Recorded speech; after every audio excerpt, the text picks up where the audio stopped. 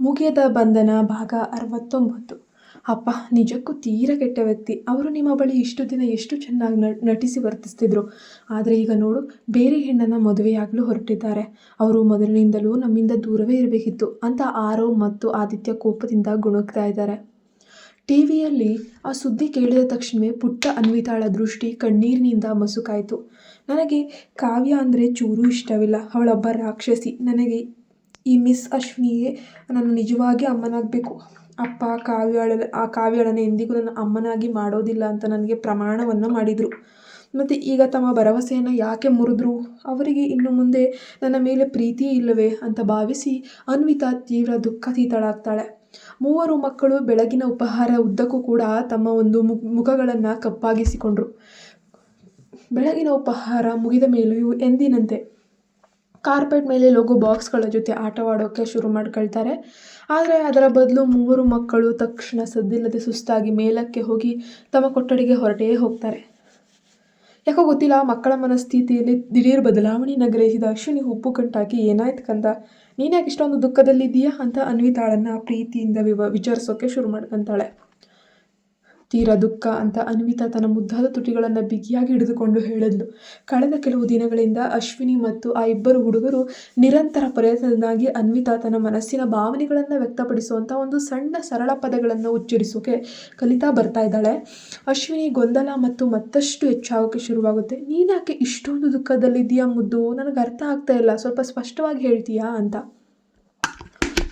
ಅನ್ವಿತಾ ದುಃಖದಿಂದ ತಲೆ ತಗ್ಗಿಸಿ ನನ್ನ ಪುಟ್ಟ ಬೆರಳುಗಳನ್ನು ಗಟ್ಟಿಯಾಗಿ ಇಸ್ಕೊಳ್ಳುತ್ತಾ, ಶ್ರೀಮತಿ ಅಶ್ವಿನಿಯೇ ನನ್ನ ನಿಜವಾದ ಅಮ್ಮನಾಗಬೇಕಂತ ನಾನು ಬಯಸ್ತೀನಿ. ಆದರೆ ಅವಳಿಗೆ ನನ್ನ ಅಪ್ಪ ಅಂದರೆ ಚೂರು ಇಷ್ಟ ಇಲ್ಲ ಅಂತ ಅನ್ನಿಸ್ತದೆ. ಅಪ್ಪ ನಿಜಕ್ಕೂ ಕೆಟ್ಟ ವ್ಯಕ್ತಿ. ಆ ರಾಕ್ಷಸಿಯನ್ನು ಅವರು ಹೇಗೆ ತಾನೇ ಮದುವೆ ಆಗೋಕ್ಕೆ ಸಾಧ್ಯ ಅಂತ ಸಣ್ಣಗೆ ಗೊಣಗೋಕ್ಕೆ ಶುರು ಮಾಡಿದ್ಲು.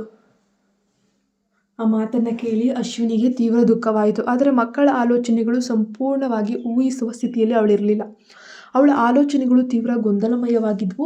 ಮತ್ತು ಅದು ಸುದೀರ್ಘ ವರ್ಷಗಳ ನಂತರ ಕೊನೆಗೂ ಸುಹಾಸ್ ಕಾವ್ಯಾಳನ್ನೇ ಮದುವೆಯಾಗಲಿದ್ದಾನೆ. ಕೊನೆಗೆ ಅವರ ಆಸೆ ಈಡೇರ್ತದೆ ಅಂತ ಅವಳು ಮನದಲ್ಲೇ ಒಂದು ಕ್ಷಣ ಯೋಚಿಸಿದ್ದೂ ಉಂಟು.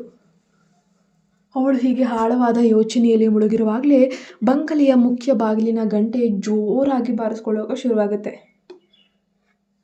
ಅಶ್ವಿನಿ ತನ್ನ ಆಲೋಚನಾ ಲೋಕದಿಂದ ಹೊರಬಂದು ಬಾಗಿಲು ತೆರೆಯೋಕೆ ಹೋಗ್ತಾಳೆ. ಬಾಗಿಲು ತೆರೆದಾಗ ಎದುರಿಗೆ ಇದ್ದಂಥವರು ಯಾರೂ ಅಲ್ಲ. ಅದನ್ನು ನೋಡಿ ಸಂಪೂರ್ಣವಾಗಿ ಆಘಾತಕ್ಕೊಳಗಾಗ್ಬಿಡ್ತಾಳೆ.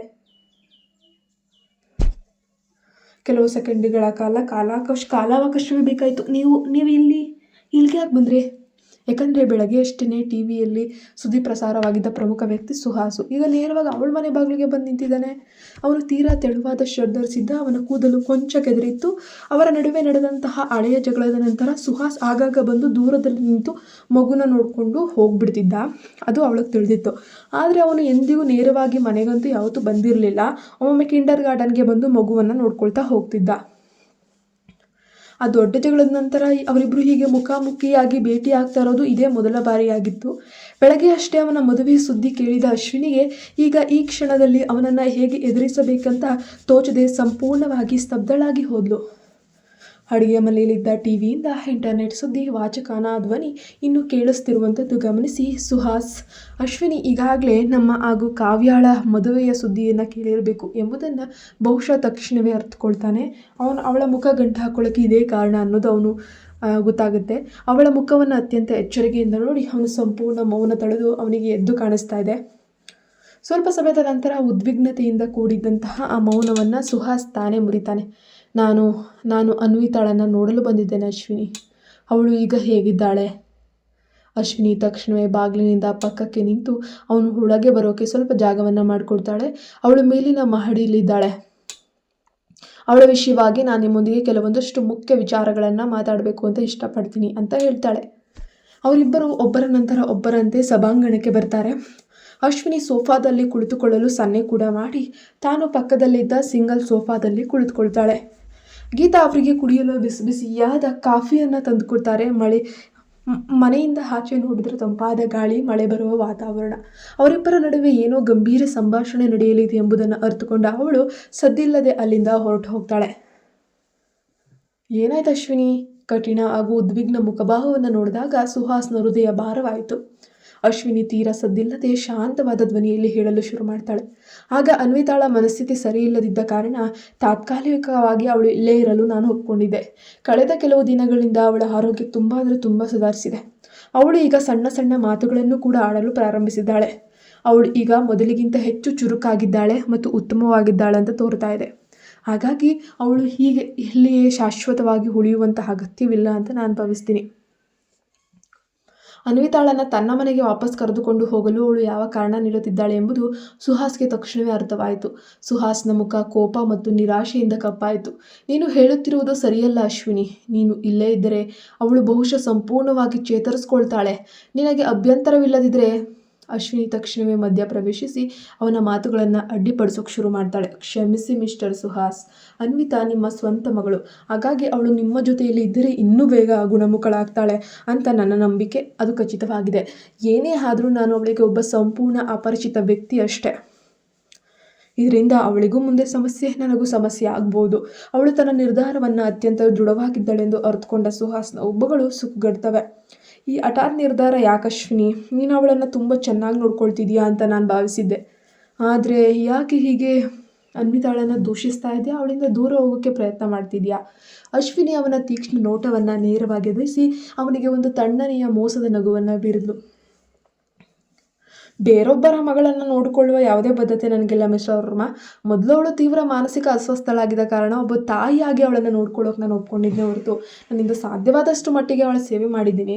ಆದರೆ ಮಿಸ್ಟರ್ ವರ್ಮಾ, ವಿಷಯಗಳಲ್ಲಿ ಎಲ್ಲಿಗೆ ಬಂದಾಗ ನಿಲ್ಲಿಸಬೇಕು, ಯಾವಾಗ ನಿಲ್ಲಿಸಬೇಕು ಅನ್ನೋ ಜ್ಞಾನ ನಿಮಗಿರಬೇಕು. ನಾವಿಬ್ಬರು ಯಾವುದೇ ರೀತಿಯ ಸಂಬಂಧಿಕರಲ್ಲ. ಆಗಿದ್ದಾಗ ನಿಮ್ಮ ಸ್ವಂತ ಮಗಳನ್ನು ನೋಡಿಕೊಳ್ಳುವಂಥ ಜವಾಬ್ದಾರಿಯನ್ನು ನೀವು ನನಗೆ ಯಾಕೆ ಹೀಗೆ ಒತ್ತಾಯಿಸ್ತಿದ್ದೀರಾ ಅಂತ ಹೇಳ್ತಾಳೆ.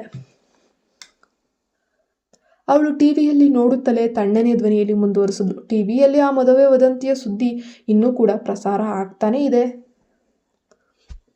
ಇದಲ್ಲದೆ ನೀವು ಶೀಘ್ರದಲ್ಲಿ ಮದುವೆಯಾಗಿರುವಂತಹ ಒಬ್ಬ ವಿವಾಹಿತ ಪುರುಷನೊಂದಿಗೆ, ಅದರಲ್ಲೂ ಅನಗತ್ಯ ಸಂಬಂಧ ಇಟ್ಕೊಂಡು ಮುಂದೊಂದು ದಿನ ನಿಮ್ಮ ಕುಟುಂಬಕ್ಕೆ ತೊಂದರೆಯಾದರೆ ಅಥವಾ ಆ ಕಾವ್ಯ ಬಂದು ನನ್ನ ಜೊತೆ ಗಲಾಟೆ ಮಾಡುವಂಥದ್ದು, ಇದೆಲ್ಲ ಬೇಡ ಎಂಬ ತೊಂದರೆ, ಆ ಒಂದು ಅಣೆಪಟ್ಟು ನನಗೆ ಕಟ್ಟಿಸ್ಕೊಳ್ಳೋಕೆ ಅಪಾಯವನ್ನು ನಾನು ಎಂದಿಗೂ ಬಯಸೋದಿಲ್ಲ. ಸುಹಾಸ್ ಮೌನವಾಗಿ ಟಿವಿ ನೋಡ್ತಿದ್ದ. ಅವನಿಗೆ ಪ್ರತಿಕ್ರಿಯೆಯಾಗಿ ಒಂದೇ ಒಂದು ಮಾತು ಕೂಡ ಆಡೋಕ್ಕೆ ಆ ಕ್ಷಣದಲ್ಲಿ ಸಾಧ್ಯವಾಗಲಿಲ್ಲ. ಅವನು ಅದನ್ನೇ ನಿರಾಕರಿಸದೆ ಮೌನವಾಗಿದ್ದ ಕಾರಣ ಅವು ಅಶ್ವಿನಿ ತಾನು ಊಹಿಸಿದ್ದು ಸಂಪೂರ್ಣ ಸರಿ ಇದೆ, ಇವನಿಗೂ ಇಷ್ಟ ಇದೆ ಅನ್ನೋಂಥ ಭಾವಿಸ್ತಾಳೆ. ಅವಳ ಧ್ವನಿ ಮಂಜುಗಡ್ಡೆಯಷ್ಟೇ ತಣ್ಣಗಿತ್ತು. ಇತ್ತೀಚೆಗೆ ನಾನು ನನ್ನ ಕೆಲಸದಲ್ಲಿ ತೀರಾ ಕಾರ್ಯನಿರತಳಾಗಿದ್ದೇನೆ. ಈಗ ನಿಮ್ಮ ಮಗಳನ್ನು ನೋಡಿಕೊಳ್ಳುವುದು ನನಗೆ ಮತ್ತಷ್ಟು ಹೊರೆಯನ್ನು ಹೆಚ್ಚಿಸುತ್ತೆ. ಅನಗತ್ಯವಾಗಿ ನನ್ನನ್ನು ನಾನು ದುಃಖಕ್ಕೆ ದೂಡಿಕೊಳ್ಳೋಕೆ ಬಯಸೋದಿಲ್ಲ.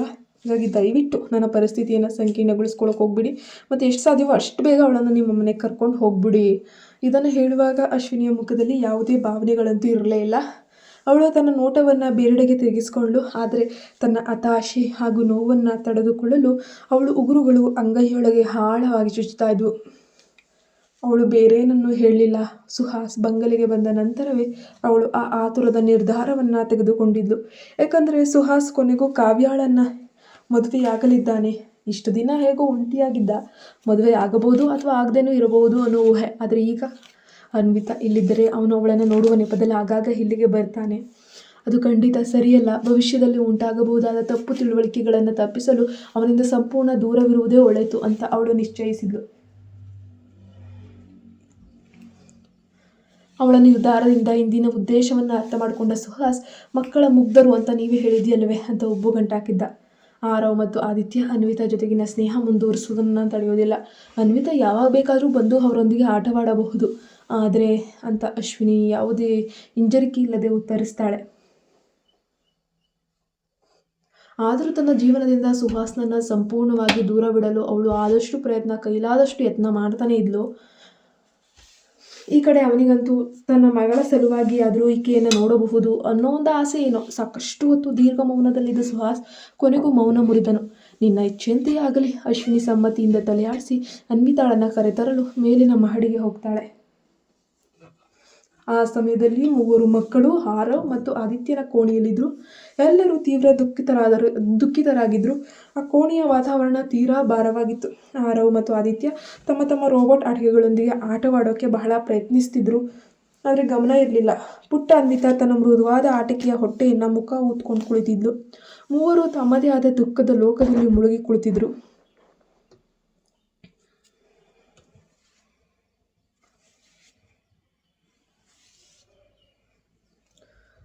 ಮಕ್ಕಳು ಕಣ್ಣಿನಲ್ಲಿದ್ದಂತಹ ಆ ನೋವನ್ನು ಬಾಗಿಲಿನಿಂದ ನೋಡಿದಾಗ ಅಶ್ವಿನಿ ಹೃದಯ ಕ್ಷಣಕಾಲ ಮೃದುವಾಯಿತು. ಅದರ ಕೆಳಗೆ ಕಾಯ್ತಿದ್ದ ಸುಹಾಸ್ನ ನೆನಪಾಗ್ತಿದ್ದ ಹಾಗೆಯೇ ಅವಳು ಮತ್ತೆ ತನ್ನ ಕಠಿಣ ಶಾಂತತೆಯನ್ನು ಪಡೆದುಕೊಂಡ್ಳು. ಅವಳು ಸದ್ದಿಲ್ಲದೆ ಹೇಳಿದ್ಲು, ಅನ್ವಿತಾ, ನಿಮ್ಮ ತಂದೆ ನಿನ್ನನ್ನು ಮನೆಗೆ ಕರೆದುಕೊಂಡು ಹೋಗಿ ಕೆಳಗೆ ಬಂದಿದ್ದಾರೆ. ಆ ಮಾತನ್ನು ಕೇಳಿದ ತಕ್ಷಣ ಮೂವರು ಮಕ್ಕಳು ಸಂಪೂರ್ಣವಾಗಿ ದಿಗ್ಭ್ರಮೆಗೊಂಡರು. ವಿಶೇಷವಾಗಿ ಅನ್ವಿತಾ ತನ್ನ ಮೃದುವಾದ ಆಟಿಕೆಯನ್ನು ಬಿಗಿಯಾಗಿ ಹಿಡಿದುಕೊಂಡು ಜೀವವಿಲ್ಲದ ಪ್ರತಿಮೆಯಂತೆ ಚಲನಾರಹಿತವಾಗಿ ನಿಂತುಬಿಟ್ಲು. ಅವಳ ಕಣ್ಣುಗಳಲ್ಲಿದ್ದ ತೀವ್ರ ಗೊಂದಲ ಮತ್ತು ಆಘಾತ ಅನ್ನೋದು ಮಿನುಗ್ತಾನೆ ಇತ್ತು. ಅಶ್ವಿನಿ ತನ್ನ ನೋಟವನ್ನು ಕೆಳಗೆ ತಗ್ಗಿಸಿ ಮತ್ತೆ ಕೊಂಚ ಬಿಗಿಯಾಗಿ ಧ್ವನಿಯಲ್ಲಿ ಹೇಳಿದ್ಲು, ನಿಮ್ಮ ತಂದೆ ಕೆಳಗೆ ಕಾಯ್ತಿದ್ದಾರೆ ಅನ್ವಿತಾ, ಬೇಗ ಬೇಗ ಬಾ. ಹಾಗೆ ಹೇಳಿದ ನಂತರ ಅಶ್ವಿನಿ ಪಕ್ಕಕ್ಕೆ ಸರಿದು ಬಾಗಿಲಿನ ಬಳಿ ಸದ್ದಿಲ್ಲದೆ ಕಾಯ್ತಾ ಇದ್ಲು. ಮಿಸ್ ಅಶ್ವಿನಿ, ಅನ್ವಿತಾ ಸಣ್ಣ ಗುಣಗಿದ್ಲು. ಅವಳ ಧ್ವನಿ ತೀವ್ರ ಭಯವಿತ್ತು ಮತ್ತು ಅಲ್ಲಿಂದ ಹೊರಡಲು ಬಲವಾದ ಹಿಂಜರಿಕೆಯು ಅವಳಿಗೆ ಇತ್ತು ಅಂತ ಕಾಣಿಸ್ತದೆ. ಅಶ್ವಿನಿ ಆ ಪುಟ್ಟ ಮಗುವಿನ ಮುಖವನ್ನು ನೋಡಲಾಗದೆ ತನ್ನ ನೋಟವನ್ನು ಬೇರೆಡೆಗೆ ತಿರುಗಿಸಿದ್ಲು. ನನ್ನ ಬಳಿಯೇ ಉಳಿದುಕೋ ಅಂತ ಹೇಳಿಬಿಡಬೇಕೆಂಬ ಆಸೆ ಒಳಗಿದ್ರೂ ಪರಿಸ್ಥಿತಿಯ ಭಯದಿಂದ ಅವಳು ಒಂದು ಮಾತನ್ನು ಕೂಡ ಹೇಳುವ ಧೈರ್ಯ ಮಾಡಲಿಲ್ಲ. ಸ್ವಲ್ಪ ಸಮಯದ ನಂತರ ಆ ಪುಟ್ಟ ಮಗು ಕೊನೆಗೂ ಕಣ್ಣೀರ ತುಂಬಿದ ಕಣ್ಣುಗಳಿಂದ ಬಾಗಿಲಿಗೆ ಬಂದಿತ್ತು. ಅಶ್ವಿನಿ ಆಶ್ಚರ್ಯದಿಂದ ತಲೆಯಾಡಿಸದೇ ಇರಲು ಸಾಧ್ಯವೇ ಆಗಲಿಲ್ಲ. ನಂತರ ಅವಳ ಮುದ್ದಾದ ಕೈ ಹಿಡಿದುಕೊಂಡು ಇಬ್ಬರು ಹೊಟ್ಟೆಗೆ ಮೆಟ್ಟಿಲುಗಳನ್ನು ಹಿಡಿದು ಸುಹಾಸ್ ಆಗಲೇ ಸೋಫಾದಿಂದ ಎದ್ದು ನಿಂತಿದ್ದ. ಅವನು ಒಂದು ಕೈಯನ್ನು ತನ್ನ ಪ್ಯಾಂಟ್ನೊಳಗೆ ಜೇಬಿನಲ್ಲಿ ಇಟ್ಕೊಂಡು ಸ್ಟೈಲ್ ಆಗಿ ನಿಂತಿದ್ದ.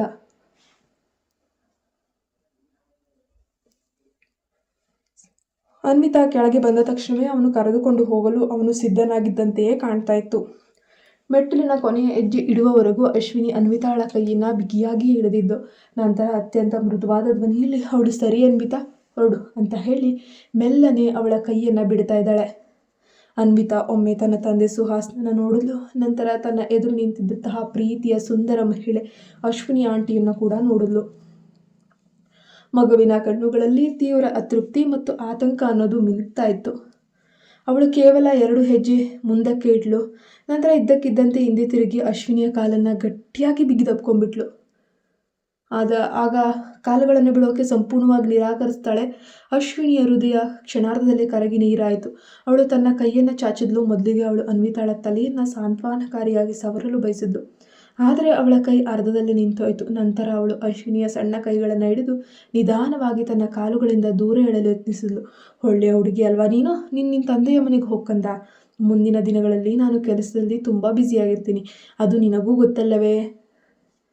ಪರಿಸ್ಥಿತಿಯನ್ನು ಏನೋ ತೀವ್ರ ತಪ್ಪಾಗಿದೆ ಎಂದು ಗ್ರಹಿಸಿದಂತೆ ಅನ್ವಿತಾ ತನ್ನ ಪುಟ್ಟ ಕೈಗಳಿಂದ ಅಶ್ವಿನಿಯ ಗೌನನ್ನು ಹಿಡಿದು ಗಂಭೀರವಾಗಿ ಇಲ್ಲ ಅಂತ ತಲೆಯಾಡಿಸ್ತಾಳೆ. ಇಲ್ಲ, ನಾನು ಮನೆಗೆ ಹೋಗುವುದಿಲ್ಲ, ನಾನು ಎಲ್ಲಿಯೂ ಹೋಗುವುದಿಲ್ಲ ಎಂದು ಅನ್ವಿತಾ ಗಟ್ಟಿಯಾಗಿಯೇ ಹತ್ತು ಬಿಟ್ಲು. ಪಾಪ, ಅವಳು ಅಳುತ್ತಿದ್ದ ರೀತಿ ನೋಡಿ ಎಲ್ಲರಿಗೂ ಕೂಡ ಒಂದು ರೀತಿ ನೋವಾಯಿತು. ಸುಹಾಸ್ ಅದನ್ನು ನೋಡಿ ಸ್ವಲ್ಪ ಗುಪ್ಪುಗಂಟಾಗ್ತಾನೆ. ಅದೇ ಸಮಯದಲ್ಲಿ ಅವನ ಕಣ್ಣುಗಳಲ್ಲಿನ ತೀವ್ರ ಆಶ್ಚರ್ಯ, ಒಂದು ರೀತಿಯ ಕಹಿ ನೋವು ಮಿಂಚಿತ್ತು.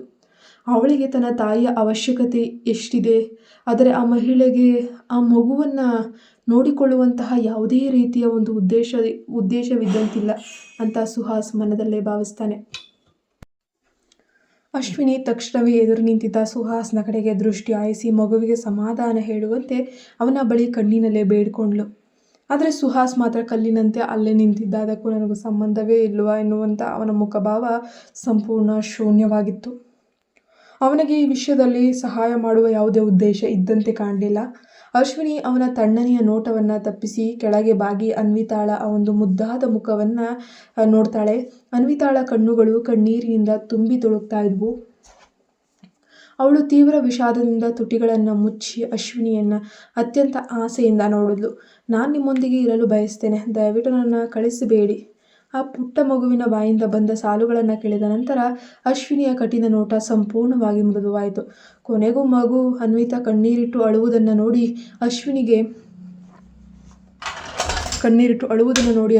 ಒಂದು ಕ್ಷಣವೂ ಕೂಡ ಸಹಿಸೋಕೆ ಆಗಲೇ ಇಲ್ಲ. ಆದ್ದರಿಂದ ಅವಳು ಅತ್ಯಂತ ತಾಳ್ಮೆಯಿಂದ, ಒಳ್ಳೆಯ ಮಗುವಾಗಿರೋ ಅನ್ವಿತಾ, ನೀನು ನನ್ನನ್ನು ತುಂಬ ಇಷ್ಟಪಡುತ್ತೀಯಾ ಅಂತ ನನಗೆ ಚೆನ್ನಾಗಿ ತಿಳಿದಿದೆ. ಆದರೆ ನನಗೂ ನಿನ್ನೊಂದಿಗೆ ಸಮಯ ಕಳೆಯುವುದು ತುಂಬ ಇಷ್ಟ. ಆದರೆ ನಾನು ಇತ್ತೀಚೆಗೆ ಕೆಲಸದಲ್ಲಿ ತುಂಬ ಕಾರ್ಯನಿರತರಾಗಿರ್ತೇನೆ, ದಣಿದಿರ್ತೀನಿ. ನಾನು ನಿನಗೆ ನಿಜವಾಗಿಯೂ ಸಹಾಯ ಮಾಡೋಕ್ಕೆ ಬಯಸಿದರೆ ನಿನ್ನ ತಂದೆಯ ಮನೆಗೆ ಹೋಗಿ ಒಳ್ಳೆಯ ಮಗುವಾಗಿರು, ಸರಿಯಾ ಕಂದ? ಆದರೆ ಶ್ರೀಮತಿ ಅಶ್ವಿನಿ ಜೊತೆಯಲ್ಲೇ ಇರಲು ಆಸೆ. ಅನ್ವಿತಾ ಮೊಂಡುತನದಿಂದ ತನ್ನ ಮುದ್ದಾದ ತುಟಿಗಳನ್ನು ಕಚ್ಚುತ್ತಾ ಗುಣುಗುದ್ಲು. ನಾನು ಈಗ ಅಪ್ಪನ ಮನೆಗೆ ಹೋದರೆ ಶ್ರೀಮತಿ ಅಶ್ವಿನಿಯನ್ನು ಮತ್ತೆ ನೋಡಲು ಸಾಧ್ಯವಾಗುತ್ತದೋ ಇಲ್ಲವೋ ಎಂಬ ಭಯ ಮತ್ತೆ ಸಣ್ಣ ಮಗುವಿಗೆ ಶುರುವಾಗಿತ್ತು. ಅನ್ವಿತಾಳ ಕಣ್ಣುಗಳನ್ನು ನೋಡಿದ ತಕ್ಷಣವೇ ಅಶ್ವಿನಿಗೆ ಆ ಮಗು ಏನು ಯೋಚಿಸ್ತಾ ಇದೆ ಅನ್ನೋಂಥದ್ದು ತಕ್ಷಣವೇ ಅರ್ಥವಾಗುತ್ತೆ. ಅವಳಿಗೆ ಏನು ಹೇಳಬೇಕಂತ ತಿಳಿಲಿಲ್ಲ. ಕೆಲವು ಕ್ಷಣ ಆಳವಾದ ಮೌನದ ನಂತರ ಅವಳು ಕೃತಕವಾಗಿ ಮಗುಳಕ್ಕೂ ಸಿಹಿಯಾಗಿ ಹೇಳ್ತಾಳೆ, ನಾನು ಯಾವಾಗಲೂ ಇಲ್ಲೇ ಇರ್ತೇನೆ ಅನ್ವಿತಾ, ನೀನು ಯಾವಾಗ ಬೇಕಾದರೂ ಬಂದು ನನ್ನನ್ನು ನೋಡ್ಬೋದು, ಸರಿಯಾ? ಆದರೆ ಅನ್ವಿತಾ ಆ ಮಾತುಗಳನ್ನು ಸಂಪೂರ್ಣವಾಗಿ ನಂಬಲಿಲ್ಲ. ಅದೇ ಸಮಯದಲ್ಲಿ ಸುಹಾಸ್ ಪರಿಸ್ಥಿತಿಯನ್ನು ತೀವ್ರ ತಪ್ಪಾಗಿ ಅರ್ಥ ಮಾಡಿಕೊಂಡು ಅನ್ವಿತಾಳನ್ನು ಬೆದರಿಸಿ ಕಳಿಸಲು ಅಶ್ವಿನಿ ಹಾಗೆ ಹೇಳ್ತಿದ್ದಾಳೆಂದು ಭಾವಿಸಿರ್ತಾನೆ.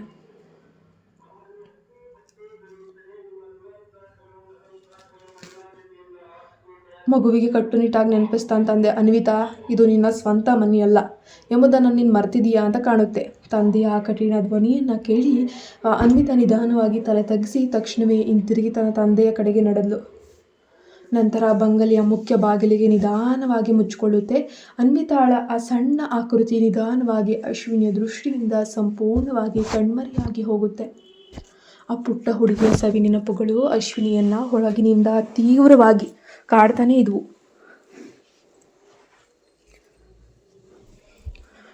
ನಿಟ್ಟುಸಿರು ಬಿಡುತ್ತಾ ಕಣ್ಣಿಂದ ಹರಿತಿದ್ದ ಕಣ್ಣೀರನ್ನು ಬಲವಂತವಾಗಿ ತಡೆದುಕೊಂಡು ಅವರು ಅತ್ಯಂತ ಕಡಿಮೆ ಸಮಯ ಮಾತ್ರ ಒಟ್ಟಿಗೆ ಕಳೆದಿದ್ರು. ಆ ಮಗು ತನ್ನನ್ನು ಆರವ್ ಮತ್ತು ಆದಿತ್ಯನನ್ನು ಅಪಾರವಾಗಿ ಪ್ರೀತಿಸ್ತಾ ಇತ್ತು. ಎಲ್ಲಕ್ಕಿಂತ ಹೆಚ್ಚಾಗಿ ಅವಳು ಆರೋಗ್ಯದ ದಿನದಿಂದ ದಿನಕ್ಕೆ ಸುಧಾರಿಸ್ತಾನೆ ಬರ್ತಾ ಇತ್ತು. ಅನ್ವಿತಾಳ ಜೊತೆಯಲ್ಲಿ ಇದ್ದು ಅವಳು ಸಂಪೂರ್ಣವಾಗಿ ಗುಣಮುಖಳಾಗುವವರೆಗೂ ಕೂಡ ನೋಡ್ಕೊಳ್ಳೋಕೆ ಬಯಸಿದ್ಲು. ಅವಳು ಸ್ಪಷ್ಟವಾಗಿ ಮಾತನಾಡುವ ಸಂಪೂರ್ಣ ವಾಕ್ಯವನ್ನು ಒಮ್ಮೆಯಾದರೂ ಕೇಳಬೇಕು ಅಂತ ಅವಳ ಮನಸ್ಸು ಕೂಡ ಬಯಸಿತ್ತು. ಆದರೆ ದುರದೃಷ್ಟವಶಾತ್ ಇದು ಇನ್ನು ಮುಂದೆ ಸಾಧ್ಯವಿಲ್ಲ ಅಂತ ತೋರ್ತಿತ್ತು. ಅಶ್ವಿನಿ ಮತ್ತು ಅನ್ವಿತಾಳ ಹಿಂಭಾಗದಲ್ಲೇ ಮೆಟ್ಟಿಲುಗಳಿಂದ ಇಳಿದು ಬಂದಿದ್ದ ಆರವ್ ಮತ್ತು ಆದಿತ್ಯ ಅನ್ವಿತಾಳನ್ನು ಮನೆಗೆ ಕಳಿಸಿದ್ದಕ್ಕೆ ತಮ್ಮ ತಾಯಿ ತೀವ್ರ ದುಃಖಿತರಾಗಿದ್ದಾರೆ ಅನ್ನೋದನ್ನು ತಕ್ಷಣವೇ ಅರ್ಥ ಮಾಡಿಕೊಂಡ್ರು. ಅವರಿಗೂ ಅದೇ ರೀತಿಯ ಬೇಸರವಾಗಿದ್ದರು. ಅವರು ಅದನ್ನು ಹೊರಗೆ ತೋರಿಸ್ಕೊಳ್ಳೋ ಥರ ಇರಲಿಲ್ಲ. ತಮ್ಮ ತಾಯಿ ಕಣ್ಣೀರಿಡುವುದನ್ನು ನೋಡಿ ತಡೆಯಲಾಗದೆ ಅವರಿಬ್ಬರು ಧಾವಿಸಿ ಬಂದು ಅವಳನ್ನು ಗಟ್ಟಿಯಾಗಿ ಅಪ್ಕೊಂಡ್ರು. ಅಮ್ಮ, ದಯವಿಟ್ಟು ದುಃಖ ಪಡಬೇಡ, ನಾವು ಯಾವಾಗಲೂ ನಿನ್ನೊಂದಿಗೆ ಇರ್ತೇವೆ ಅಲ್ವಾ ಅಂತ ಭರವಸೆಯನ್ನು ನೀಡ್ತೀವಿ ಅಂತ ಸಮಾಧಾನವನ್ನು ಹೇಳೋಕೆ ಶುರು ಮಾಡ್ತಾರೆ. ಅಶ್ವಿನಿ ತನ್ನಿಬ್ಬರು ಮಕ್ಕಳನ್ನು ಪ್ರೀತಿಯಿಂದ ತನ್ನ ತೋಳುಗಳಲ್ಲಿ ಎತ್ಕೊಂಡು ಗಟ್ಟಿಯಾಗಿ ತಬ್ಬಿಕೊಂಡ್ಳು. ಮಕ್ಕಳ ಆ ಪ್ರೀತಿಯ ಅಪ್ಪುಗೆಯಿಂದ ಅವಳ ನೋವಿನಿಂದ ಕೂಡಿದ ಹೃದಯ ನಿಧಾನವಾಗಿ ಮತ್ತೆ ಹಗುರಾಯಿತು, ಬೆಚ್ಚಗಾಯಿತು. ಇನ್ನು ಮುಂದುವರೆದ ಭಾಗದಲ್ಲಿ ಏನಾಗುತ್ತೆ, ಯಾವಾಗ ಸುಹಾಸ್ ಮತ್ತು ಅಶ್ವಿನಿ ಒಂದಾಗ್ತಾರೆ ನೋಡೋಣ. ಇವರಿಬ್ಬರು ಒಂದಾಗೋಕ್ಕೆ ಅನ್ವಿತಾಳೆ ಕಾರಣವಾಗ್ತಾಳ? ಕಾದು ನೋಡಬೇಕಾಗಿದೆ ಮುಂದಿನ ಭಾಗದಲ್ಲಿ. ಪ್ಲೀಸ್ ನಮ್ಮ ಚಾನಲ್ಗೆ ಸಬ್ಸ್ಕ್ರೈಬ್ ಆಗಿ ಸಪೋರ್ಟ್ ಮಾಡಿ ಸ್ನೇಹಿತರೆ.